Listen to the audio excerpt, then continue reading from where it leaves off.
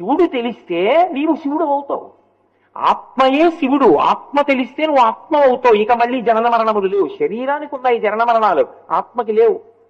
కాబట్టి శివుడు తెల్లగా ఉంటాడు అన్న మాటలో శంకరుల ప్రతిపాదన ఏమి అంటే ఆయన శాశ్వతుడు, నిత్యుడు, సత్యుడు తప్ప ఆయన ఒకనాడు ఉండి ఒకనాడు వెళ్ళిపోయేవాడు కాడు. అటువంటి వాడు పరమేశ్వరుడు. అందుకని కర్పూర గౌరార్థ శరీరకాయ, ఆయన కర్పూరము వంటి తెల్లని శరీరంతో ఉంటాడు.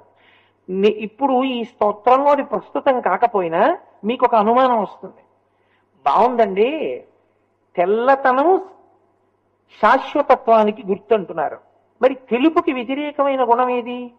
ఇంకొక విశేషం నలుపు, అది రంగు కాదన్నారుగా మీరు. నేను అన్నానుగా తెలుపు రంగు కాదు, నలుపు రంగు కాదన్నాను. మిగిలిన 7 రంగులు అన్నాను.